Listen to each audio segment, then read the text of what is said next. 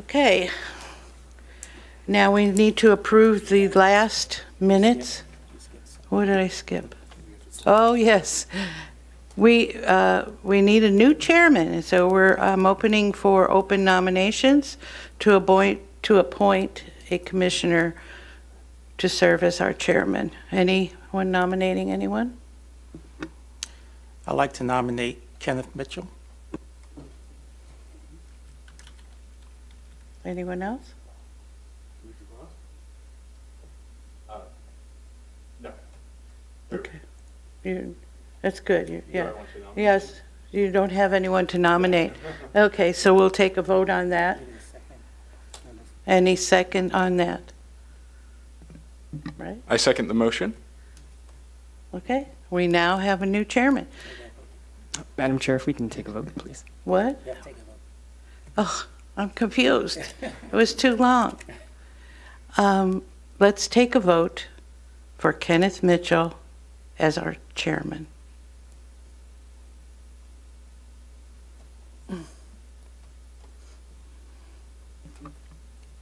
It's kind of egotistical to vote for oneself, isn't it? This is Desert Hot Springs. Oh. There you go. Okay, motion passes unanimously.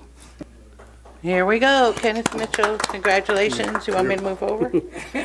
Here we go indeed. Unless it's, So you need to take over. unless it's required. Well, don't have to next time you could be. Sure, I can. It's up to you. I used to drive the back end of the fire end of the tiller truck, so I didn't always have to drive the front. All right, well, thank you very much for the vote of confidence. I hope I can live up to the expertise and the maturity of some of my predecessors, including Donna. She's done a wonderful job. So, has everybody had a chance to take a look at the agenda? Yes, I did, actually. You did? Okay. In that case, I'll entertain a motion to approve the agenda. Hey, I nominate first to move it. Okay. We have a motion, Second. seconded by Commissioner Martin Mitchell. If there's no further discussion. Okay, please vote.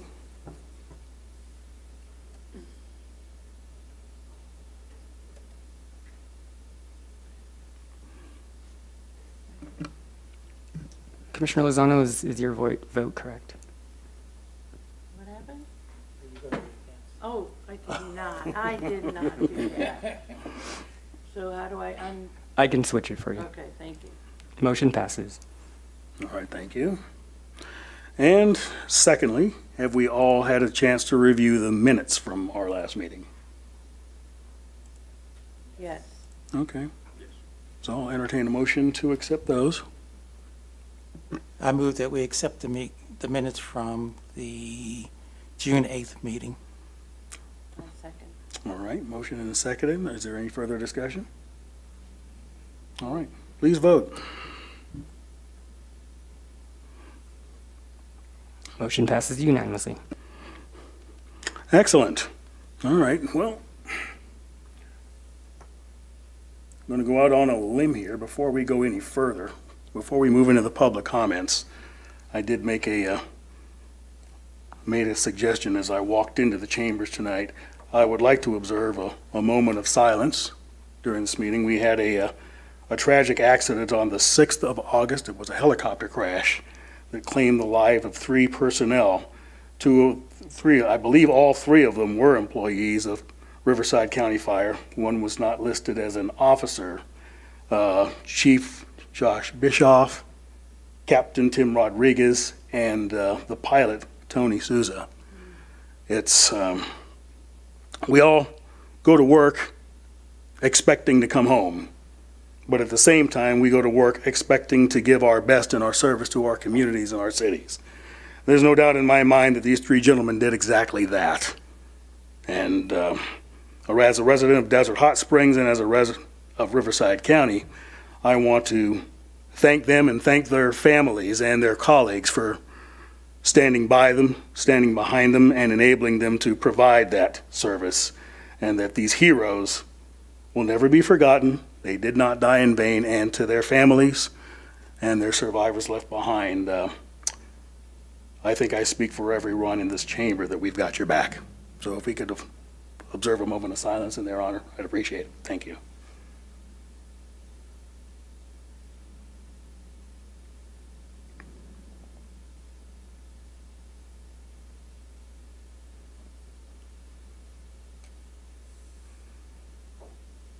And I thank you again.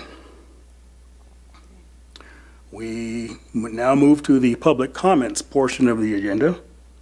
I go ahead and I read the admonition in the case that there's someone out in cyberspace watching this, Are there any? or if there's anyone present. We haven't gotten any speaker cards. So at this time, pursuant to the Brown Act, any person may comment on matters of general interest within the subject matter jurisdiction of the Public Safety Commission that is not listed on the agenda. Under the Brown Act, the Public Safety Commission should not take action on or discuss matters raised during public comment portion of the agenda that are not listed on the agenda. Comments are limited to 3 minutes per speaker. Speakers may not yield their time to others without consent of the chair. All comments are to be directed to the Public Safety Commission and shall be devoid of, there you go, and shall be devoid of any personal attacks. Members of the public are expected to maintain a professional, courteous decorum during public comments.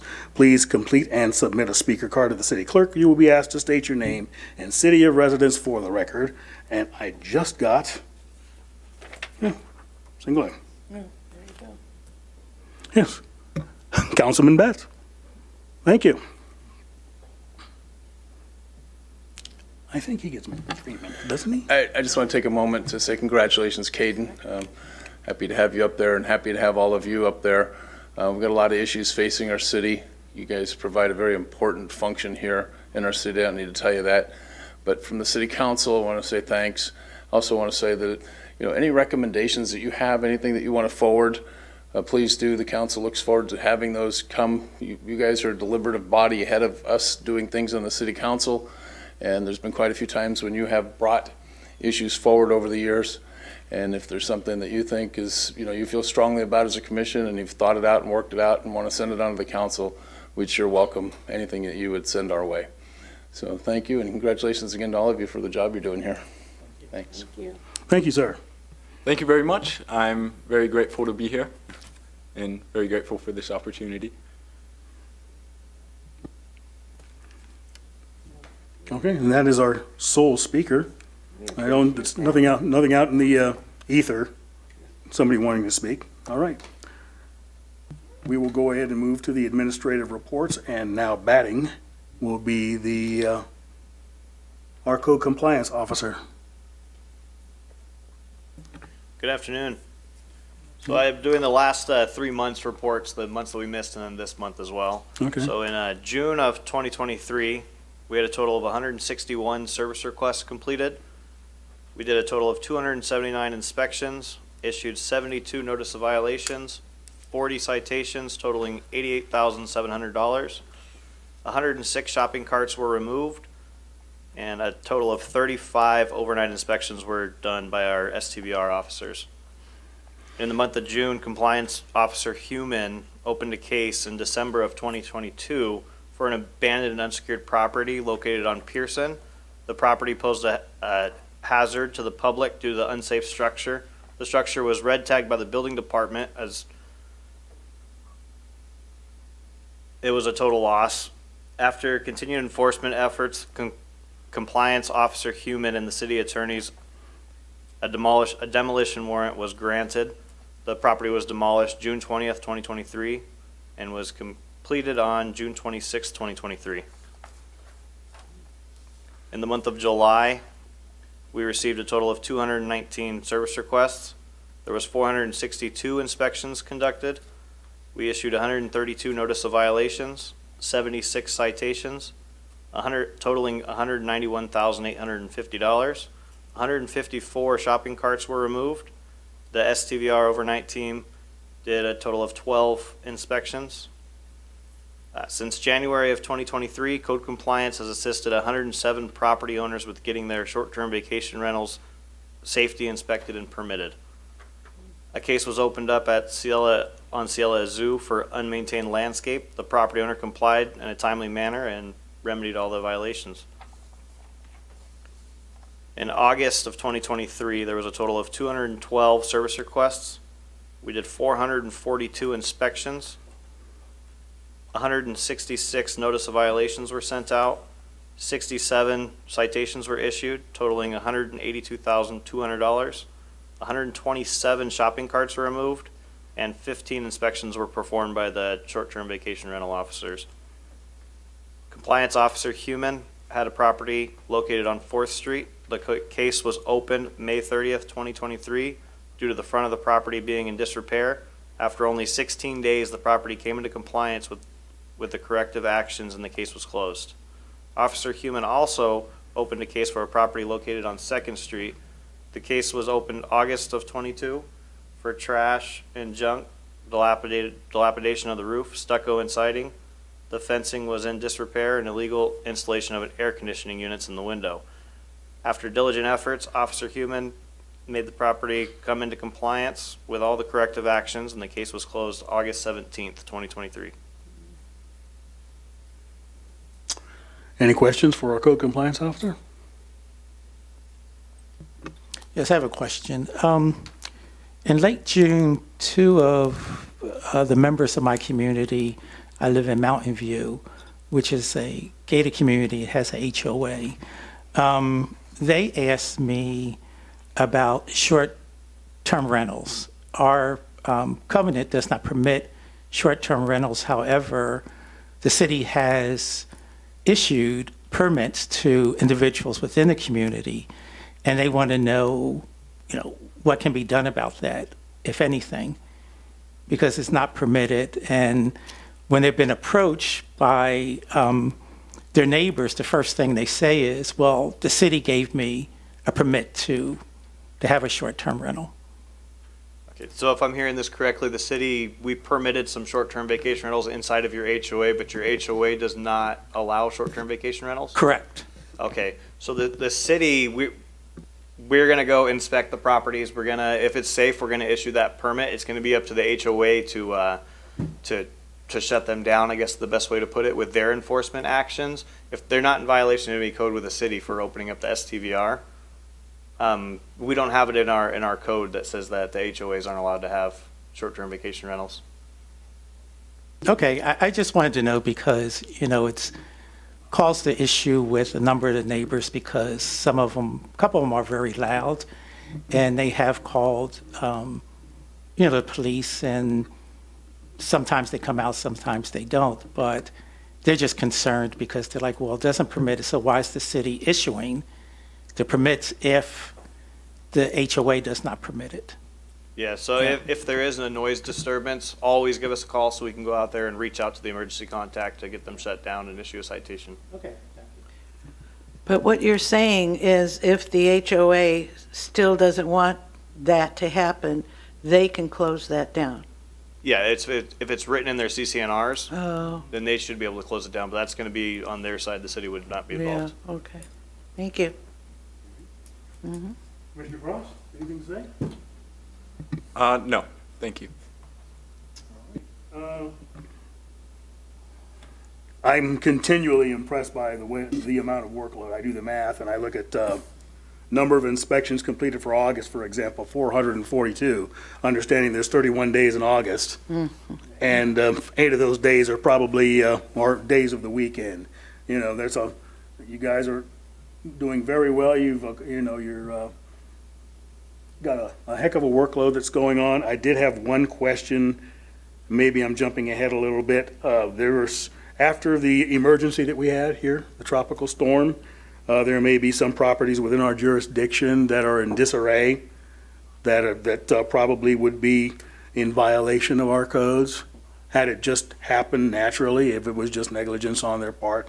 Is there going to be any kind of a grace period for people to have an opportunity to clean up their properties and things like that since we had this emergency, or are we just going to enforce as normal? Yeah, our department is very aware of the tropical storm. We were out there assisting with any way we could to help everybody. We were filling sandbags, doing everything we could.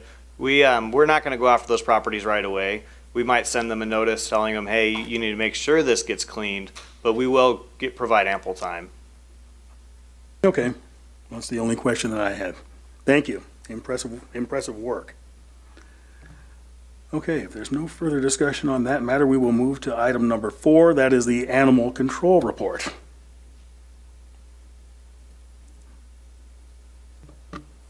Yes, sir. So for the month of June, we had 81 intakes. We returned 25 of those back to their owners. We sent out 15 to rescues. We've adopted 7. 0 were sent to CVAC. We took 19 to the vet for medical problems. We had 20 dead upon arrivals. 0 passed away in our shelter. 2 were euthanized due to untreatable medical conditions. We did 38 licenses, 34 administrative citations, 29 warning citations, and to conclude, we had 235 calls for service for the month of June. On to the month of July, we had 104 intakes. 27 of those were returned back to the owners. 10 were sent off to rescues.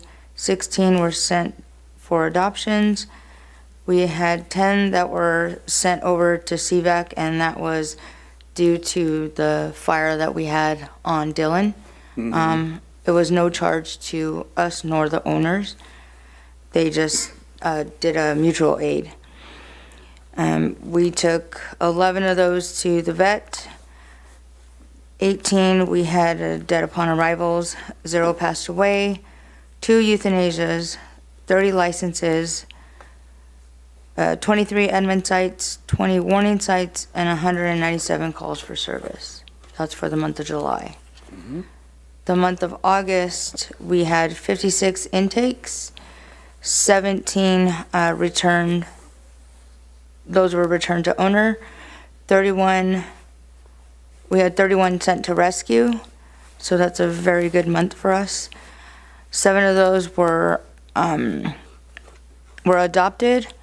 4 were sent to CVAC, and again, we had a pretty big animal cruelty case, so unfortunately, we were way over capacity with that cruelty case, and they agreed to swap out some of our dogs that could be adopted for us keeping the dogs that we had to for the animal cruelty case. We took 12 to the vet, 14 were dead upon arrival, 0 passed away, 3 were euthanized. We did 25 licenses, 11 administrative sites, 14 warning citations, and 167 calls for service. Very well. Questions for the animal control officer? In August, our hurricane floods and whatever, and the homeless people, did any of their pets, I mean, I don't know where they went, even the homeless people. We had maybe a couple of homeless pets in our shelter, but quickly they were retrieved right after. Oh, okay. That's it. You do a great job. Commissioner Mitchell? No questions. Okay. Commissioner Cross? No questions. Okay. I mention this frequently every time I see the animal care and control statistics. I go down to the last row, the Animal Action League bus. I've noticed I see 3 zeros for June, July, and August. Do they shut themselves down for the summer? Yes, it's too hot in the bus for the animals and the employees and everything, and they don't have, well-ventilated AC in there. Okay. So, yes, for the summer months, June, July, and August, they do shut down the bus. But Okay. they are back, they actually came back in September. Okay. Yeah. I was going to bring that up a little bit later, the trailer park fire, where you had the multiple animals that were called in. Were you automatically dispatched on, or were you requested by the IC?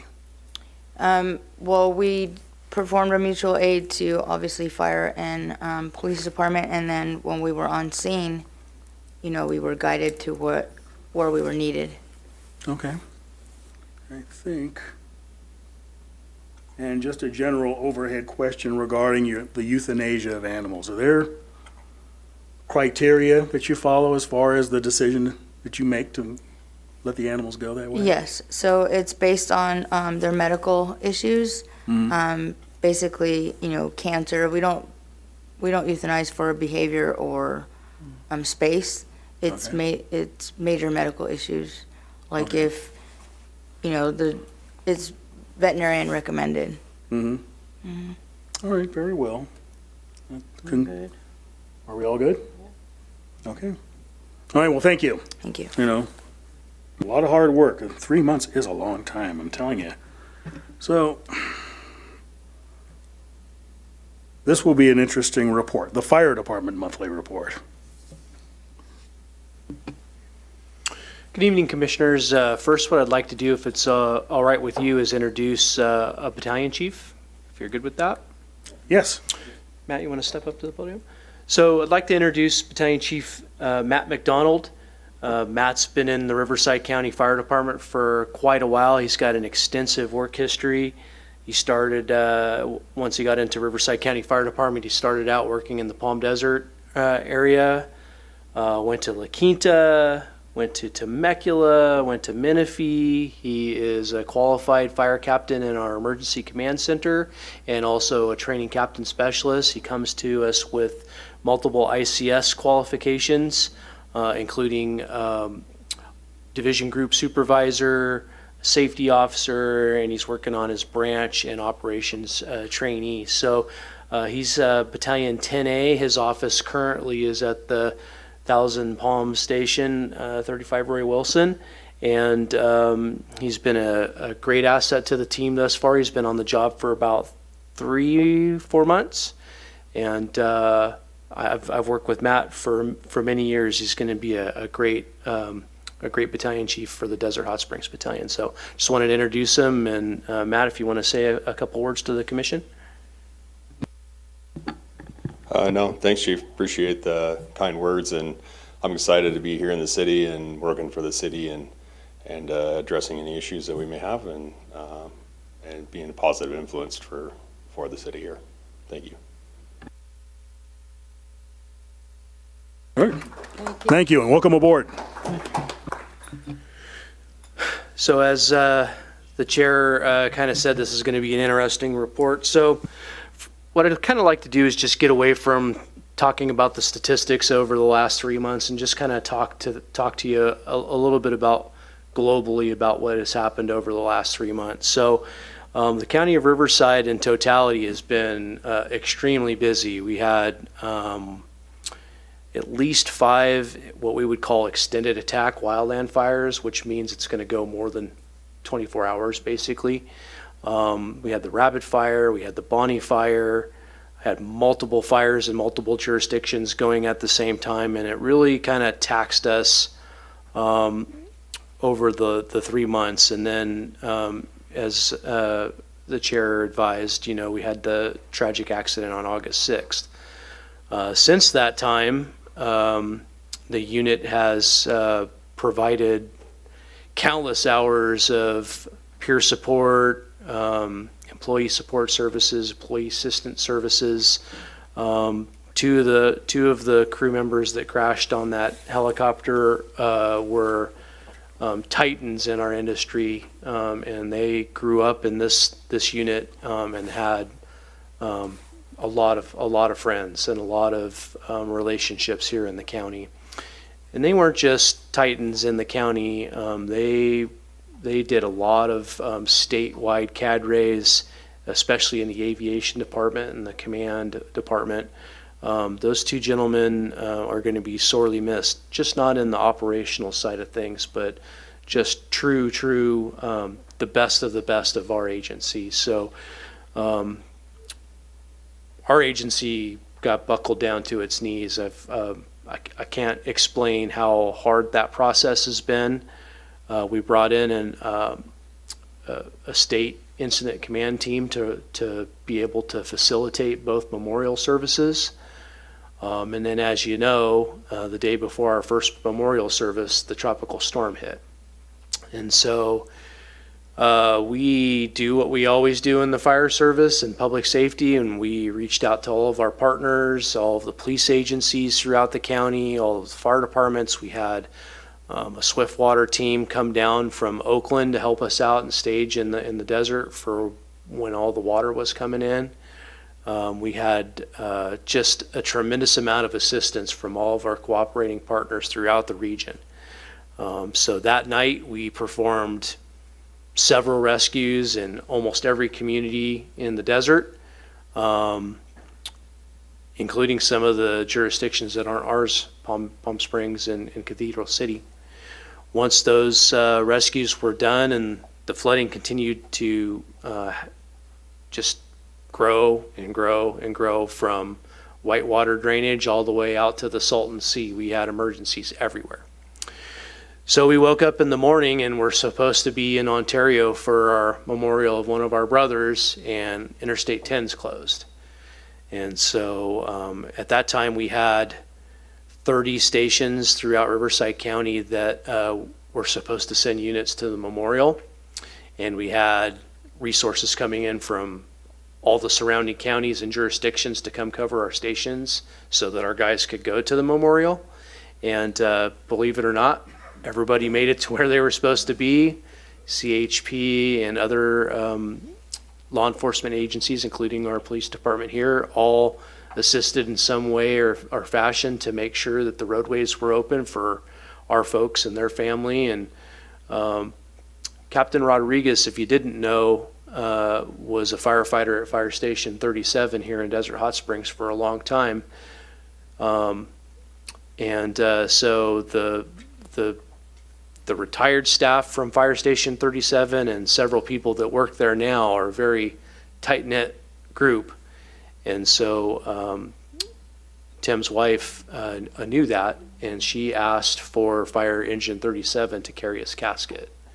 And so we built, we took all the hose out, we built special ramps, we outfitted that thing, and even through a hurricane, we made it happen for Tim. So he got his memorial, and then 2 days later, we had Josh Bischoff's service in Ontario, and that went a little bit smoother just because weather conditions were a little bit better. But just as far as our staff in the Riverside County Fire Department and CAL FIRE abroad, it's going to take us a long time to recover from this incident, and I'm sure there's going to be questions as to what happened and all of those things. But NTSB, the agency that's going to do the official report on that, usually takes about 2 years to put their report out. So we'll see what happens with that.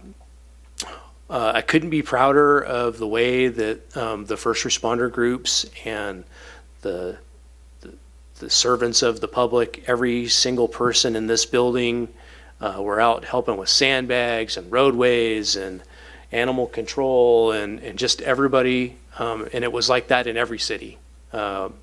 Just outstanding customer service. I'm sure that some people were frustrated with the roads being closed and whatnot, but as you saw what happens to people that drive around barricades, it's not good, right? So we'll just say that very proud of how the desert handled that storm and weathered that storm, and then all the support for us to be able to pull off 2 Type 1 services that had 3,000 to 5,000 people each at each service. So that was a big weight lifted off of our shoulders once those services kind of concluded. In relation to the fire that happened at the trailer park, actually multiple trailer parks, right? So the first one that was on Dillon, again, wind-driven fire, lots of death and destruction there with animals and mobile homes and RVs and vehicles. The city of Desert Hot Springs, again, just rock star staff members that we have in this city. They took care of everything that needed to be taken care of. People were doing jobs that they never thought in their wildest dreams that they were going to be doing. But we had staff from the front counter out at the scene helping us get information using translation services to be able to make sure that we had everybody accounted for. We were able to work with the Red Cross and County EMD to provide a emergency care shelter for the residents that didn't have a place to go, and that went on for multiple days. And just it's real, I'm real proud of the city of how they handled that situation. And I know that you may or may not know that the city doesn't actually have responsibility for those trailer parks, but they took care of the citizens that live in this city very well. So again, just real proud to be part of that community. Moving forward, I went to the Public Safety Committee meeting from CVAG earlier this week, and obviously the focus of the meeting had a lot to do with the tropical storm response, and Supervisor Perez was there and talked a lot about kind of how things went. And, you know, the group's going to be getting together and committees are going to be getting together to see if there's any way we could have prevented any of these things. But boy, if you were here, you saw the rain, you saw the drainages. I don't know what anybody could have done at that point, but we'll revisit all of those items and make sure that we're prepared. And if there's lessons to be learned, we will definitely learn them and be better prepared next time. With all that being said, that kind of concludes my report. I'm happy to answer any questions. If there's any specific questions about the report, I have it on my computer here and I can answer any questions. Thank you, Chief. Any questions for the Chief? Well, I just want to say that I was extremely impressed with the sandbag situation. Everyone I sent down there, they were, you know, made comfortable, and you're going to fill it or you go somewhere else and fill it. And never having been in that situation, I was very impressed. I mean, in the 60s, I can remember when there were, you know, hazards of some sort happening and we couldn't get to Palm Springs. I mean, in those days, we just enjoyed it, you know, but now we're so big and we all need to get somewhere. And I'm very pleased, and the police department as well, but yours comes later. But anyway, I agree with you that nothing is seamless, but I didn't know things went on. That's how nice everything was. I could see dirt pushed away and all, but we just still kept moving, and I'm really, really proud of that. So we're glad to have a new, handsome fireman with us, and you guys do a wonderful job. Thank you. Yeah, I'd like to say I was just very impressed by how quickly both the police and fire department reacted to the hurricane, especially given that we haven't really dealt with anything like this before. And I think I speak for everyone when I say we're very grateful to have you here. And you can always ask us if you need anything. We're just very grateful for you. Thank you. Well, you know, going back in history, not to editorialize too much, you know, I don't want to say at this point you're being a little hard on yourself. This is a once in a decade event. This may, hopefully, for some of you, this may be a once in a career event. You know, we can practice, we can train, we can acquire equipment, we can tabletop exercise, we can computer exercise, and then we go out there and do the best we can. And it's, you know, sometimes it's a lot like playing baseball. You know, if you bat 300, you're an all-star. But it also means you fail to reach base 7 out of 10 times. I think the job that was done, personally, I observed the sandbag filling, as Commissioner Lozano spoke before. I participated in that. I got to fill my own bags. And the city staff, the people that showed up, that volunteered, I think I walked up to somebody that worked at Public Works and says, "Hey, is this overtime for you?" He says, "No, I just came out. I saw a need, and I want to participate. I want to help." And this is tremendous. I mean, Desert Hot Springs can really pat itself on the back for the way that it responded to this emergency. As well as Riverside County Fire, as well as the police departments, the sheriff's departments, animal control. Everyone had a role to play. And considering what the 9 cities population aggregately is 380,000 people, how many deaths did we have, you know, across the 9 cities after this precedent-setting emergency? I think the death toll was very low.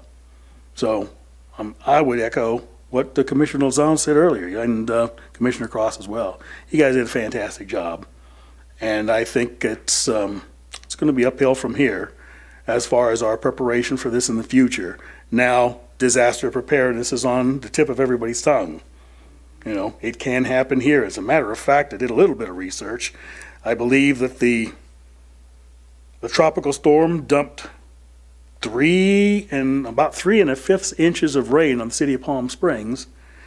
Valentine's Day 2019, 4.5 years ago, dumped 3 2/3 inches of rain. So this is something that we may have to get used to. You know, we have extreme weather events. We have the San Andreas Fault passing through our town. We have wildfires, and we have international airports. We have an active railroad that goes through transporting hazardous materials at times. We've got quite a substantial fire, rescue, and law enforcement problem. And learning how to effectively protect life and property in these things, it's a full-time job. It never ends. So I appreciate your diligence. I appreciate your willingness to train. And again, as Commissioner Cross said, we exist to advise the city council on anything that you may need, any equipment, personnel, whatever, and we'll take it from there. So, one more. Go ahead. One more. I don't know, we have discussed earthquake preparedness, but are we doing anything towards that with the fire department or the police department? Are we going to set up anything to get us together? Because I believe it's going to happen. Yeah, I think it's our responsibility to take the lead on that with, cooperating with the police and fire department in terms of emergency preparedness. There are many organizations that can assist us with that, and I hope that in the near future that I'll be reaching out to individuals to,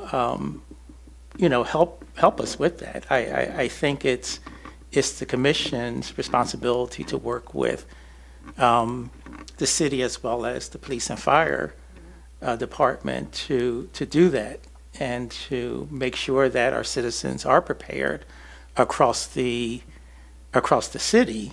We used to have someone who headed up the emergency preparedness, and I have that person's name, and I'm going to reach out to her to see if she still has, information of the resources that she used in the past, so we can get that started and have our citizens across the city trained. I think it's important for us to do that. One last question. Do we have anything that comes from the city to hand out to citizens listing any kind of emergency preparedness, things that they can do or keep or set up or do? Yeah. I'll field that question if I might. To echo the Commissioner Mitchell, what he was saying earlier, I'm going to I'll bring up some of that later. Oh, okay. In the meetings. There have been meetings, and there are organizations countywide, and I'll probably get into the specifics of who they are and what their capabilities are. It's actually quite an impressive cornucopia of services that they provide. Wow. I was going to go ahead and get to that later. Okay. In the interim, I have another speaker card, and it's from Councilperson Betts.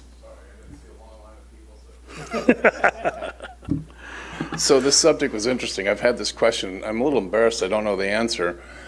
We've had lots of earthquake preparedness seminars. We've had groups in here who have put on the forums or the events, and I always wondered, okay, we've done all that education. I'm just curious, do we have cots, blankets, supplies, generators, all that stuff that I think we would need if we were cut off in a real serious earthquake?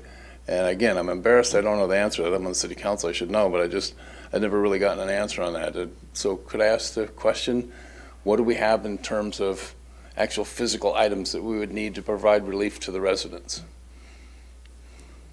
Okay, I think, go ahead. We'll go to the city council and ask them. I don't want to ask here, it's easier. You guys are much nicer. No, I'm joking, so go ahead.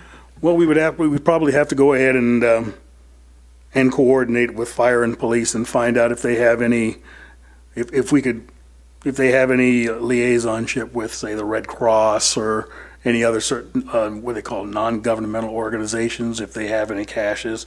I'm going to allude to an organization a little bit later when I get to the commissioner reports, and they've accumulated an impressive array of personnel, services, training, and I'm going to go ahead and go out on a limb and say equipment as well. And I think what we're looking at, because of the problem is consistent across the cities in the Coachella Valley, is regional cooperation and the sharing of resources.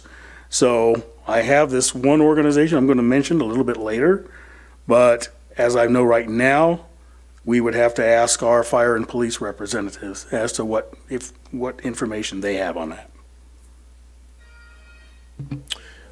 Well, I can just say that, so the city partners with the County Emergency Management Department. And when we had the trailer park fire that we had to open up the shelter for, we were able to support an emergency care shelter. I think at the high point we were at about 100 folks. And we had, through our partnerships, we had cots and blankets and ways to feed folks and showers and the whole 9 yards to be able to take care of that many. I would have to pull the emergency medical department to see what their cache looks like on a large scale, but I would believe that they would be able to do somewhere around 500 probably without very much work. Okay. And I believe I understood at some point Sunline Transit had resources available.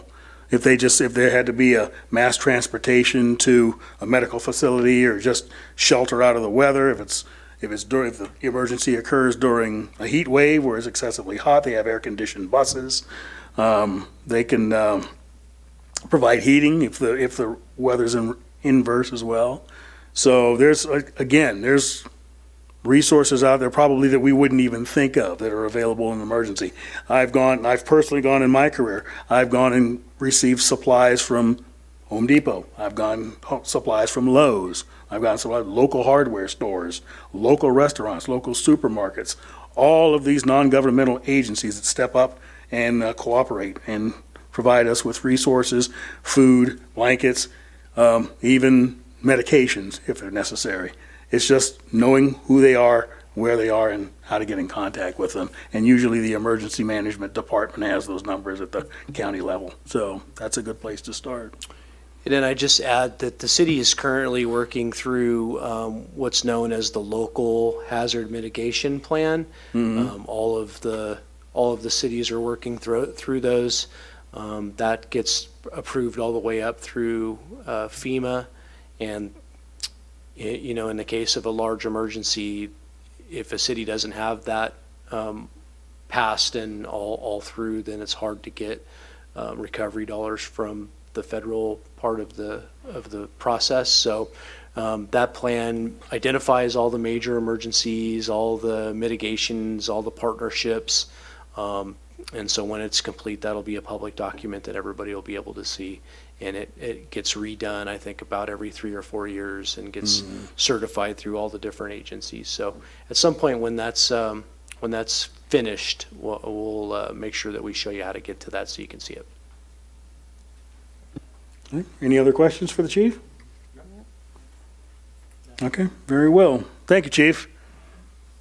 Let's go ahead and move to the monthly report from the police department. Thank you and good evening. Good evening, Chief. So in front of you are the crime stats for June, July, and August. I'm not going to go over each stat, but no significant red flags or increases in any of the crime stats. I did include a comparison for August of 22 to August of 23, which was brought up at their last meeting and asked for. And looking at that, and first off, I didn't include June or July. August is the first month where we can really compare apples to apples under the new NIBR system of crime stats. We started back in July of 22, but July was still a little rough with the system. August, like I said, is the first month really apples to apples. And if you look at the comparison at the same time last year for August, Just a couple things kind of jumped out where we had increase or decrease between the 2 years. One was in the simple assaults. We had a decrease almost of half from 12 in this month in August and 22 last year. The kidnappings, I circled that because I wanted to make a special note on the kidnappings. Normally when you see kidnapping, the first thing folks think about is some sort of child abduction and it's a very serious crime, but there's a lot of sections now in the NIBRs that fall under that kidnapping section. It's not a kidnapping as normally you see or you think about the movies and stuff. A lot of times, the vast majority of the kidnappings are normally some sort of domestic violence related type kidnapping, where one party is not letting the other party, for instance, leave the house or leave a bedroom or something like that. That's a false imprisonment, but it falls under NIBRs. It falls under the kidnapping section, so that's why it's caught there. We have not had any kidnappings when you think of an actual abduction of a child or person or anything like that. So I just wanted to point that out. And then the other thing was the motor vehicle thefts. Unfortunately, they did go down in August of this year compared to last year, but when I looked from January of this year up to now, it's been pretty consistent. So it's still something that goes on, unfortunately, way too frequently. But that's for the stats. In terms of the activity, pretty consistent still. 3,561 calls for service in August. July was about 3,600 and 3,300 for June. A lot of vehicle checks and patrol checks and business checks by the officers. They're doing a lot of proactive work. For August, 81 arrests and 119 citations. So although the officers are handling a lot of radio calls, they still are finding time to be proactive and do some proactive work out there. In terms of personnel, happy to say we just about a week and a half ago, we just did our final job offer for our last open position in dispatch. So very shortly here, we anticipate that person coming on board and we will fully staffed in our dispatch center. So we're excited about that.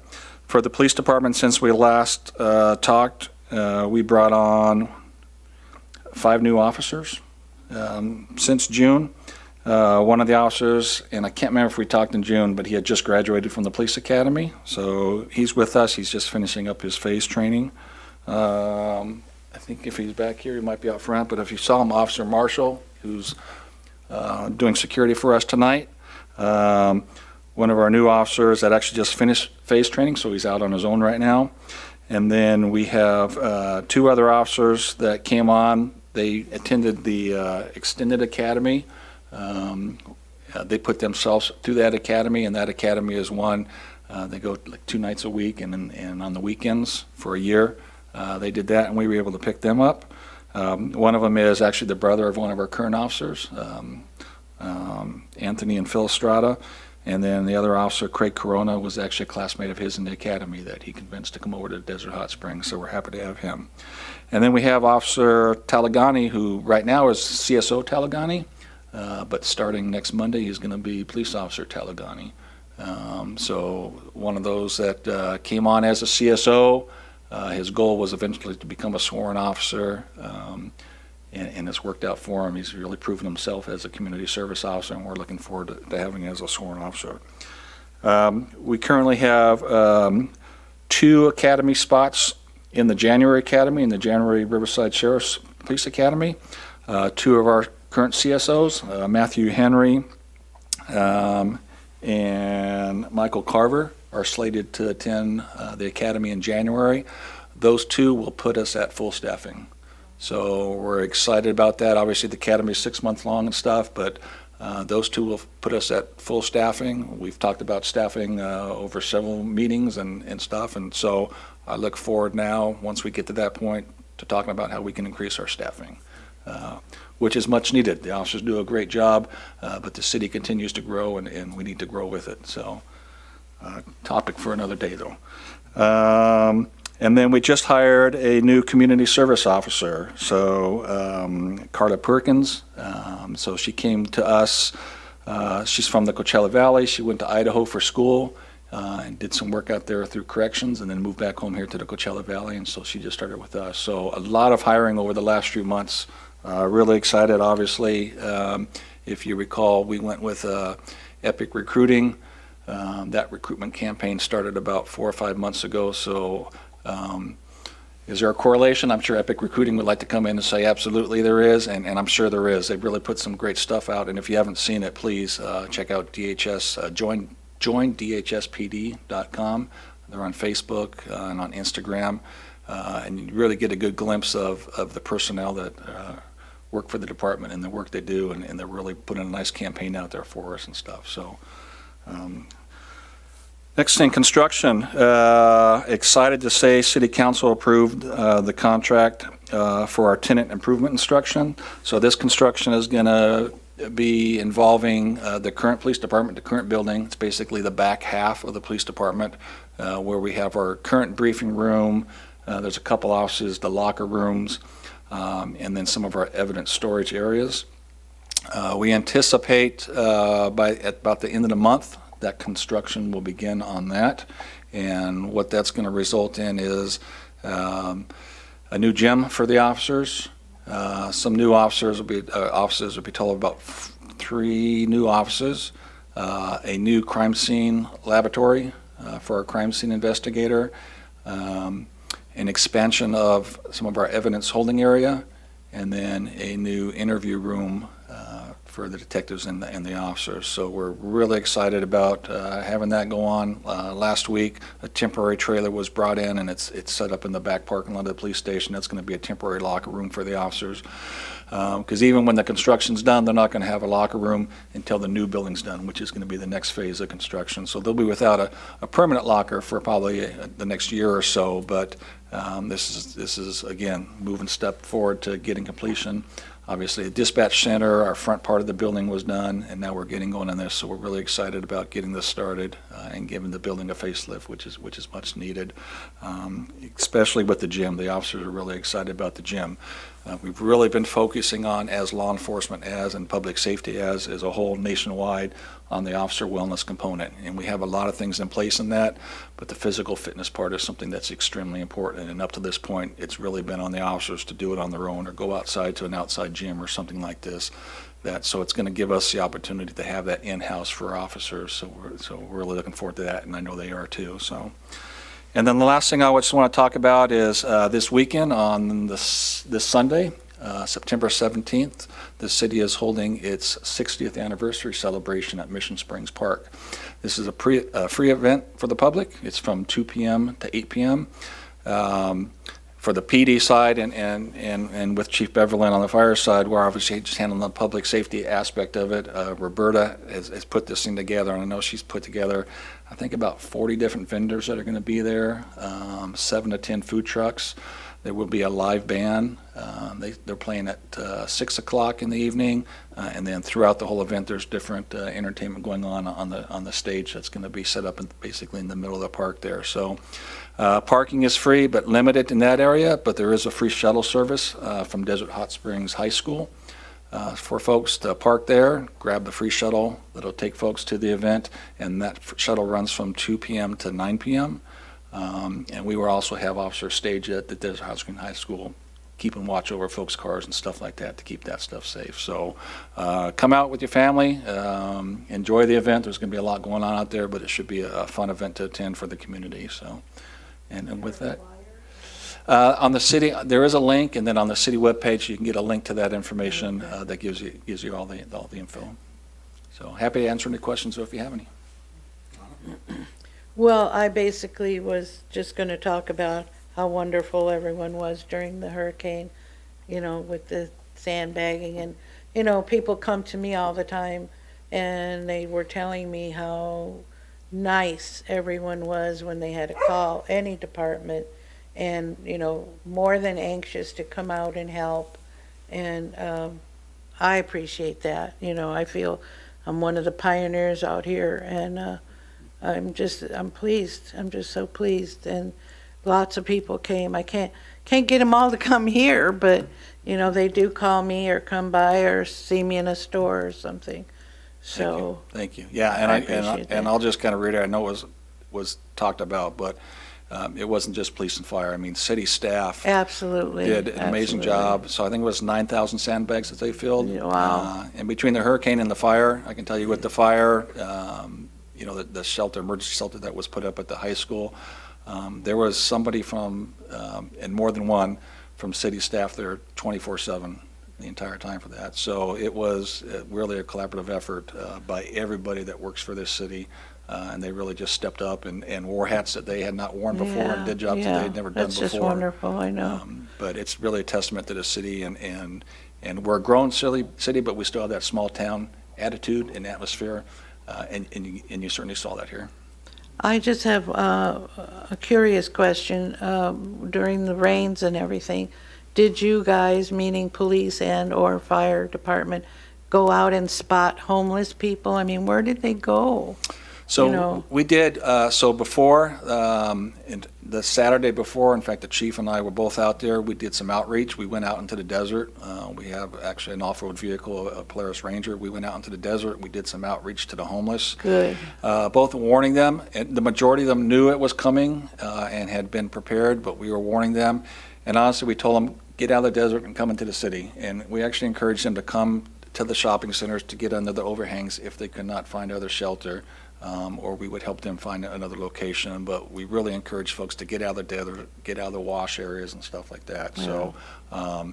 So they did. So, it was during the rains itself, officers out there, as were fire out there, and most of those rescues were folks in cars ignoring road barricades and stuff like that, unfortunately. But we were out there helping them, yeah. Thank you. I was praying a lot for them. I couldn't imagine where, I've never seen it ever in my life rain that hard for that short period of time, where you couldn't even see through the rain, so. Yeah, it was, and it hurts. And,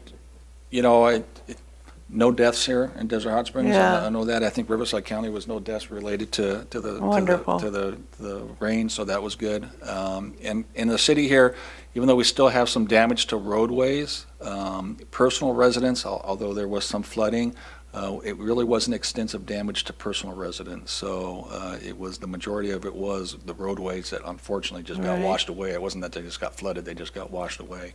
And so there's a few roads that are still closed that they're working on, but I know they're working as quickly as possible to get those reopened. We don't want roads, we want bridges. There you go. Hear that? We want bridges. Thank you. I really appreciate everything everyone does. Okay, thank you very much for your report. I just want to caution everyone, and looking at the year over year, because the numbers are very small, and I mentioned this when I asked for the report, you have to just take that in consideration when you're looking at the report, that some of the numbers are extremely small. So if you see a high percentage increase, it's due to the small numbers, or increase. The rolled up categories are more of an indicator in terms of which direction we're going.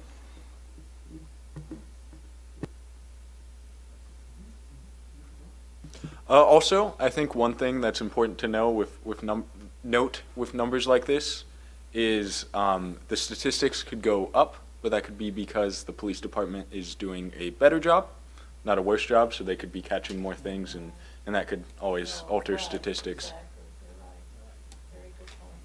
Yeah, and I've talked about it a number of times, and I'll continue talking about it, and with the new NIBR system. Those numbers are going to go up. So obviously, 2023 is our first year that we're able to report out fully with NIBRs, and our numbers are going to go up. Doesn't mean that crime went up. As mentioned, you really have to look at it, and then if you see a number that's higher, then you really got to kind of break it down, look at the cases, and see what's going on. It's a ways off, but the end of next year, 2024, that will be the first year that we'll able to compare NIBRs to NIBRs for a full year and stuff and give us an idea. But yeah, we will see those numbers goes up because of the way crime stats are now captured under the new NIBR system. Just one more thing, I wanted to give kudos to our dispatch people. They handled everything. I mean, they don't get excited like when we are when we call, and they handle everything, and it all went very smoothly. I will pass it on. Thank you. Please. Thank you. Okay, just one brief question with regards to the novel emergency that we just went through. Was it after the local proclamation of an emergency that the EOC was activated, or was it activated before that? It was before that. It was before that? Yes. Okay.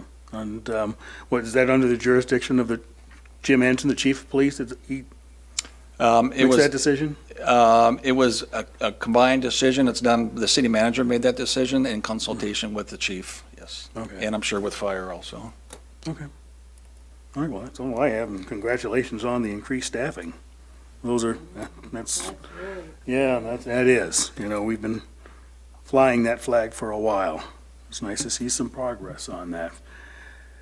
Very good. We now move to the commissioner reports section of the meeting. So who would like to go first? I just already said everything I wanted to say, so I just appreciate everyone, and thank you, Kaden, for joining us, and nice to see Russell Betts and everyone else, and our new firemen. And we didn't see our doggy. That's all I have. I look forward to what Mr. Martin was saying about visiting or seeing other different commissions. So you will tell us about that. Thank you. Have a good evening. Okay. Thank you. I've been trying to reach out to the various communities throughout the city to invite them to come to our meetings to voice their concerns. I know over the past 6 months, there have been several issues within several communities. It's easier when a community has a HOA or a public safety committee because they can voice, their concerns. It's a little harder when a community doesn't have a group to help them voice their concerns or to report their concerns to. But one of the things we would like to do is try to reach out to those communities and have them reach out to us before they go to city council, because many things we probably can handle within this commission, and without them having to, report things to city council or to call city council or for certain issues. So that's one of the things. And I know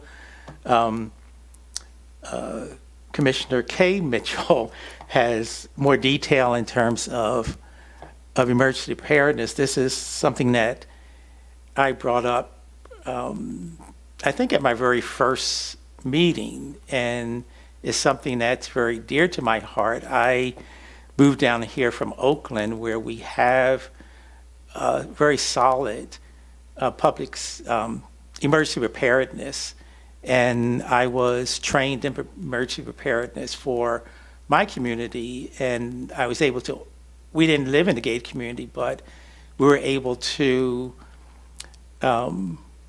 work with the community, our neighbors, to do things like make sure everyone had emergency preparedness kits. One neighbor even agreed to have what do you call it? Can't think of the word now.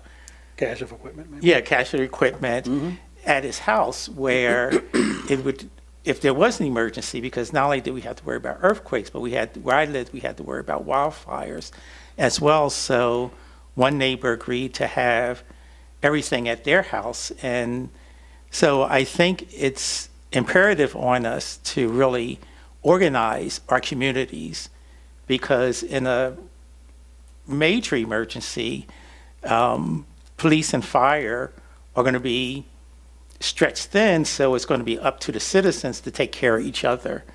And I think that's important, that that's something that we really work on.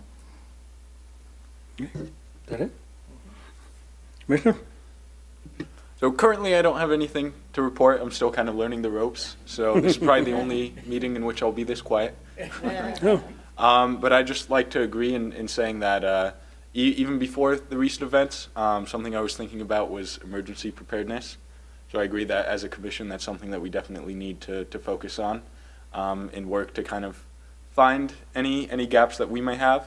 I know police and fire have done an amazing job, but if there's any gaps, we want to find those and make sure to address those before they become a problem. And this is something that we need to really jump on now, because it's top of mind with everybody with the recent rains. So if we wait too long, then people are going to get settled back into their normal routine, and they're going to start thinking, well, why should we prepare? So this is the time to really, I think, push for emergency preparedness. Okay, go ahead. I've been here long enough, and we did do this before. Am I correct, Gerald? Didn't we have, we had a big wellness center type group where everyone came and learned about different types of things by the big pool? Yes, I vaguely remember that. Yeah, I know. So saying vaguely means, we need to sharpen up, and I think, I don't ever give out bad news, but I think we're closer than we have been in many years to something. Every day I read another place, I don't care where it is, they're big ones, talking about earthquakes. So we could perhaps set up something that we had before. That's all. Thank you. Okay. We need bridges. Okay, anything else? Well, I'll go ahead and start with what I was involved with since our last meeting, and there's been quite a bit as the chief of police and the fire chief are aware. I did show up to the scene of the trailer park fire. It was a couple of days after it occurred, and I spoke to a code compliance officer that was providing security for the entry and exit into that area. I just want to let him know that the Public Safety Commission, and I know I speak for my fellow commissioners, that whatever they needed and whatever had to happen there, that we would support them, even though we do have, as we found out later, limited authority to make changes in trailer park. That goes straight to the county, but it's not without. I have the wherewithal that if I have to go speak to somebody at the county to make sure that these trailer parks are safe for all of their residents and visitors, I don't have a problem doing that. So, as long as the county realizes that it is the Desert Hot Springs Sphere of Influence Public Services that are going to respond to these emergencies and plan for the safety and security of these properties accordingly, then I don't foresee there being any future conflicts. But if we ever find ourselves at cross purpose, I believe in the whole concentric circle theory of law thing, that the cities can make ordinances that are more stringent than the county, but not more lenient. The county can make things more stringent than the state, but not more lenient, and so forth. So if that's the route we have to take, then it would probably be a lengthy, laborious process, but it's important that we keep the safety of these the residents and the structures in these trailer parks are important, especially since I guess there was a 500-gallon propane tank that was involved. That was an exposure during this incident, and through my own edification, my own hazmat experience, you're talking about a 270 to 1 expansion ratio. Correct me if I'm wrong. Might be 269. So you're dealing with 500 times 270, and that's the volume of gas that's going to come out of that once that tank ruptures, and that's an awful lot of fuel in a very small area. So that's enough on that subject. I did attend remotely the CVAG emergency preparedness meeting for their Public Safety Commission meeting, which you guys attended in person. I was supposed to attend it here. There were technical difficulties, so I just jammed back home, got on the computer, and attended it that way. Much discussion about what happened with the tropical storm, and again, the supervisor had attended, and I listened to what he had to say. The mayor of Palm Springs is on the committee, and again, regionalization and preparedness. It was just hammered home, and the drone videos of the damage was quite impressive to see, especially the Indian Canyon Road and Date Palm over in that area. One of the concerns of mine going forward is that we don't have any medical centers north of the I-10. So when these arterial roads are shut down and someone has a medical emergency, it appears if they're not going to drive 10 miles out of their way, Date Palm or further, to get back to someplace like Desert Regional or Eisenhower, who flooded, the next thing is to have aircraft land and to airlift critical patients out. And that's something that makes the hair on the back of my head, the few that are there, stand up a little bit. So I'm concerned about that.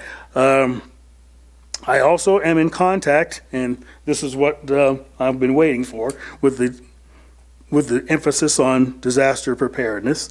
There is an organization, the Coachella Valley Disaster Preparedness Network. It is a network they're entirely volunteers. They're based out of Palm Desert, is the city and they offer everything from CPR training to the accumulation and establishment of emergency kits, CERT training, which is a funded national program. It originated in Los Angeles City Fire Department, and it actually teaches citizens to perform light rescue, to shut off the gas, light firefighting, and basic first aid.